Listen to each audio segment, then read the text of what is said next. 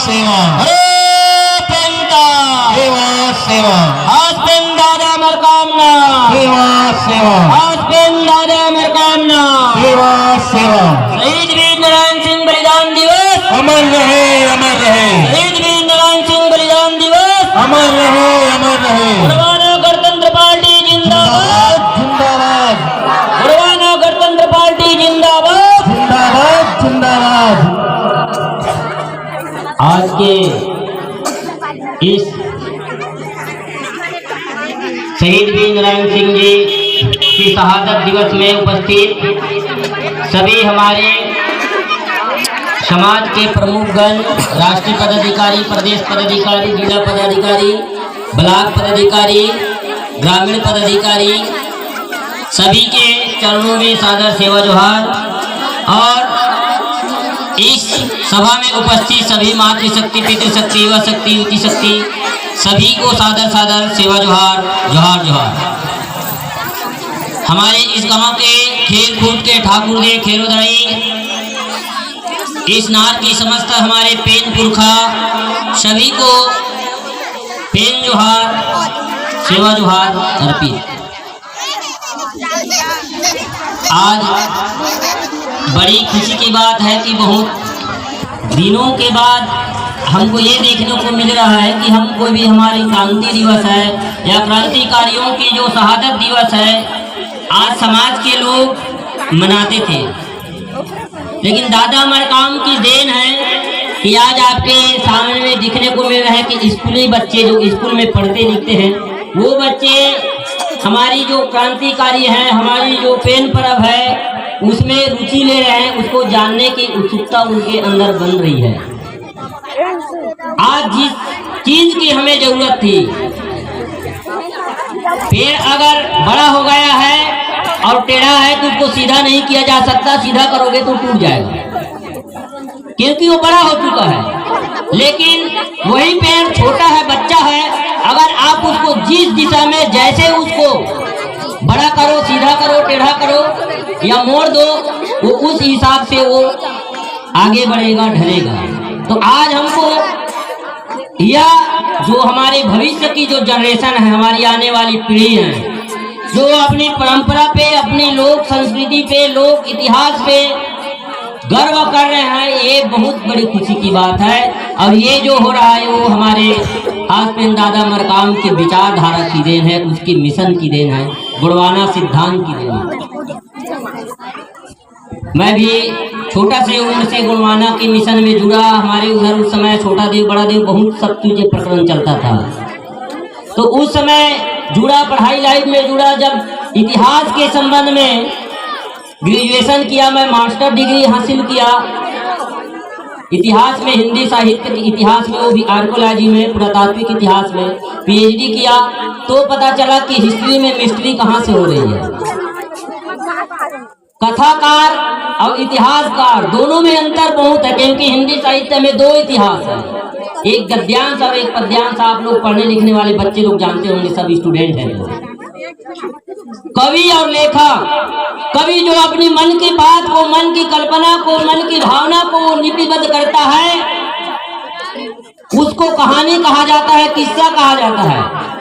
और इतिहासकार जो होते हैं, लेखक जो होते हैं, किसी थ्योरी पे, किसी सिद्धांत पे, किसी वास्तविकता पे वो रिसर्च करता है, और रिसर्च करने के बाद अपने रिसर्च को, अपने अनुभव को वो लिपिबद्ध करता है, उसको इतिहास कहा जाता है। उसमें इतिहास में रहता है, फुल एविडेंस रहता है, प्रमाणिक तथ्य रहता है, प्रमाणिक तर्क रहता है। तो आज हम इसी के बारे में बात करेंगे, क्योंकि आप 4 वेद, 6, 7, 18 पुराण, 360 उपनिषद और कितने छोटे बड़े पुराण को पढ़े होंगे, लेकिन आपको ये पता होगा कि वेद जो बना है वो लवेद से बनाया गया है। अगर लवेद नहीं होती तो किसी कवि के मन में वो कल्पना नहीं जगती, किसी कवि के मन में वो भावना नहीं जगती कि वो वेद पुराण की रचना कर सके। लवेद है तो वेद है।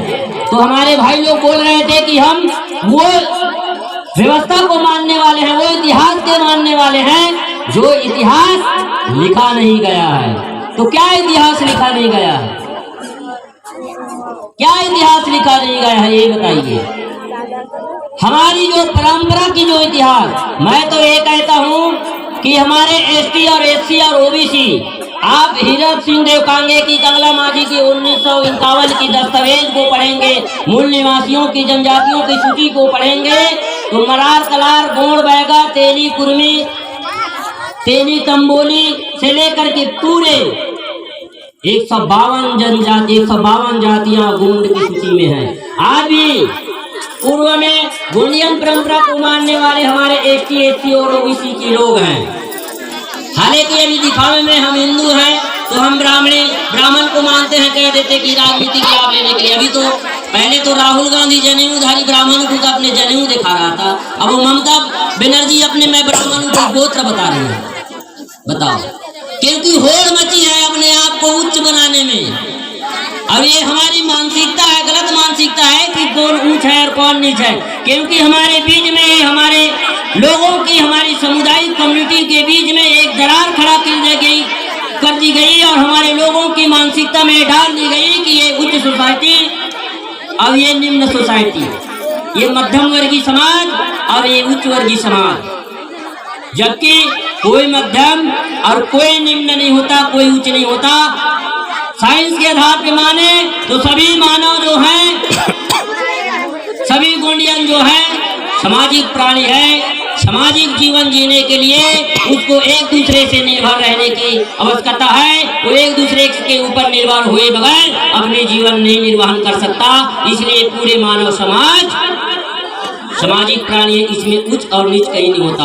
वो हम अपने दिमाग में बिठा दिए कि ये उच्च है, ये नीच है। अब मेरे को बताइए, उच्च कहने वाले लोगों की 10 हाथ 10 भुजा है क्या? 10 पैर है क्या? 10 मुंह कान है क्या? उसका भी 2 आंख, उसका भी 2 नाक, हमारा भी 2 आंख, हमारा भी 2 नाक, हमारा भी हाथ पर सेम है। उनका भी खून लाल, हमारा भी खून लाल। कहाँ कौन ऊंच और कहाँ नीच हुए मेरे को बताइए। अभी घासीदास बाबा जी का वो मनाया जा रहा था, उनकी जयंती मनाया जा रहा था, जिन्होंने छत्तीसगढ़ में एक बहुत बड़ी आडंबर के बाद में पाखंडवाद के विरुद्ध में उन्होंने एक बहुत बड़ी संगनाद की थी छत्तीसगढ़ में। उन्होंने कहा था कि मन के एक समान।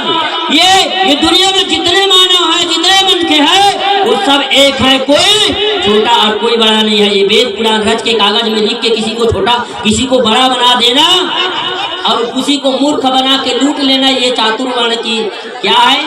ये आलसी लोगों, परजीवी लोगों की आदत है। जो मेहनत करना नहीं जानता, जो ईमानदारी से कमाना नहीं जानता, जो पसीना उगा के जीना नहीं जानता, वो क्या जानता है? उल्लू बना के लूटना जानता है, खसोटना जानता है, मूर्ख बनाना जानता है।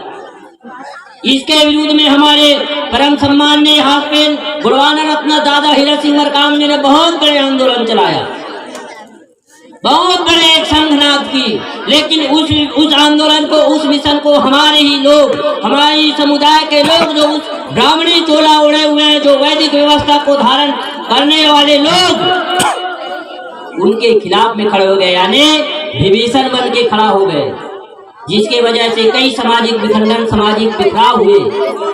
मैं तो ये कहता हूँ कि अगर कोई आंदोलन जागती है, कोई क्रांति आती है, तो क्रांति एक विचारधारा की होती है और वो विचारधारा कोई इंसान से पैदा होती है, एक चिंगारी से पैदा होती है और वो हजारों लाखों करोड़ों में बढ़ के चली जाती है।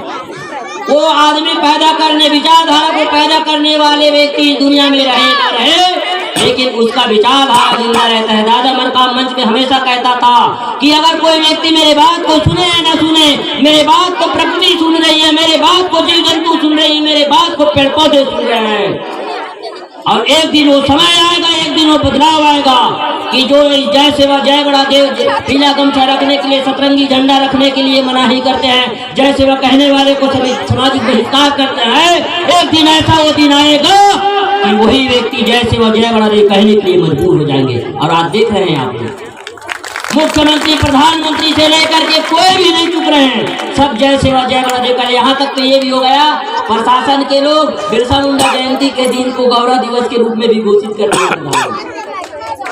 ये विचारधारा की शक्तियाँ होती है।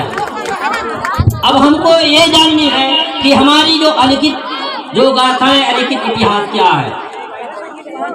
टोटम में चाहे कोई भी हो, हम एक बात को आप लोगों को दिमाग में गांठ जोड़ करके बैठा लेनी है कि गुरुवाना में गुरु नहीं होता, क्योंकि जहां गुरुवाद शुरू हुई वहां से फिर लूटने का व्यवस्था शुरू हो गई। क्योंकि कंठी बना के कान फूकना यानी हिंदी में कहावत है, कान फूकना यानी कान भरना होता है, यानी उनको फड़काना होता है। तो ये बाबा गुरु बन के पूरे लोगों की कान फूक फूक करके हमारे ST OBC को कान फूक फूक करके क्या किए, कान भर भर के उनके लोगों के प्रति भड़काने के शुरू किए। सब लोग गुंडियन व्यवस्था को मानते थे, अभी भी हलवा गुण, उराव गुण, कंवर गुण, गुरु गुण, राज गुण, ये सब के सामने में गुरु यानी गोंड शब्द जुड़ता था।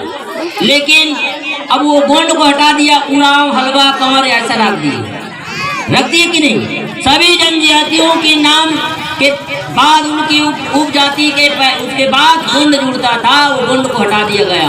गोंड को इसलिए हटा दिया गया, अगर गोंड रहेगा तो ये लोग सब एक हैं ऐसे समझेंगे, इनको अपनी एकता और अपने इतिहास पता चल जाएगी, इसलिए उन्होंने सबको हटा दिया। आज आपको पता होगी जहां आज यहाँ की जो OBC वर्ग के भाई होंगे, अभी एक बहुत बड़ी एक ओहोड़ बनी मची हुई दुनिया में, कुमार में दुर्गा और नवरात्रि मनाना, कुमार में कल ज्योति जलाना, कलश जलाना। आप मेरे को ये बताइए, कुमार नवरात्रि कब हमारे मूल निवासियों को हुआ? ना ST कभी कुमार नवरात्रि को माना है, ना OBC माना है, ना SC माना है। कुमार नवरात्रि को अगर हमारा होता तो किसी भी साहू के घर, किसी भी चंद्रवंशी चंद्राकर के घर, किसी भी गोंड के घर जब जमारा वो आता है तो कुंवार में उनकी पीढ़ी का जमारा वो आता है, तब मानते कुमार नवरात्रि हमारा है। कुंवार में कोई घर के जमारा को बोते हो क्या? मेरे को बताओ, क्यों नहीं बोते हैं कुंवार में भैया? चैत में ही बोते हैं। कोई बोते हैं क्या? कोई ऐसे हमारे बताओ जो घर में जमारा बोते हैं तो कुंवार में बोते होंगे, बताओ। नहीं बोते हैं ना कोई, क्योंकि कुमार नवरात्रि जो है मार्कंडेय पुराण को आप खोल के देखेंगे, मार्कंड ऋषि के द्वारा लिखित मार्कंडेय पुराण को खोल के देखेंगे तो वहीं से दुर्गा का कुमार नवरात्रि का उल्लेख मिलता है। हमारे में तीन प्रकार की नवरात्रि होते, 3 बार में जमारा बोए जाते हैं घर में, वो भी चैत में, पहली बार, मंझली बार और अंतिम बार वैशाख तक जाता है। उसके बाद कुमार में हमारा नवरात्रि नहीं होता। ये सब लूट धंधा मचाने के लिए आडंबर फैलाई गई हमारे लोगों को गुमराह करने की।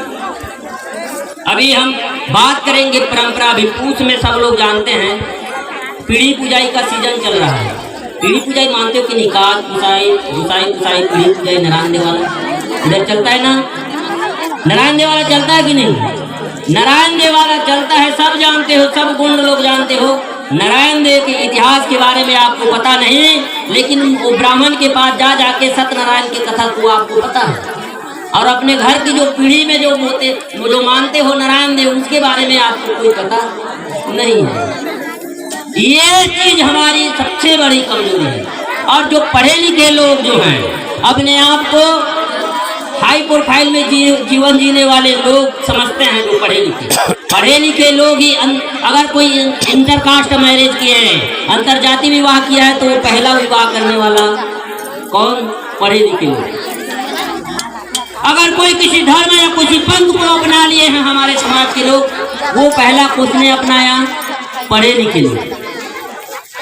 उन्होंने जिसको पढ़ा उसको अपनाएगा।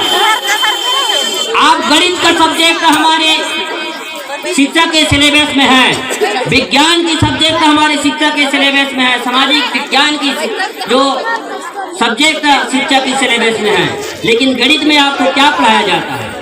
आर्यभट्ट की नीति को पढ़ाया जाता है। शून्य से गणित की शुरुआत आर्यभट्ट की गणित को पढ़ाया जाता है कि नहीं? विज्ञान में न्यूटन की नियम को पढ़ाया जाता है। क्या कभी लिंगों की इतिहास को, लिंगों की थ्योरी को कभी पढ़ाया? जंगों की कभी सामाजिक आंदोलन को, सामाजिक क्रांति को कभी पढ़ाया?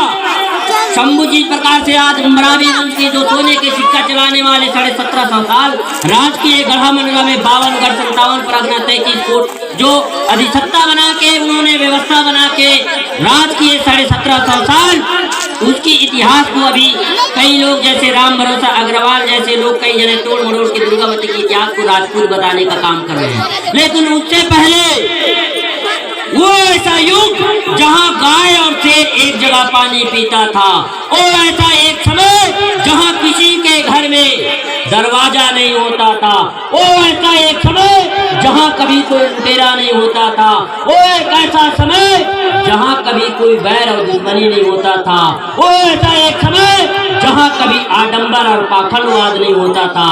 वैसे समय 88 गढ़ की राजा शंभू और 33 कोट की राजा 33 कोट दौगनों के इतिहास को क्यों नहीं पढ़ाया जाता?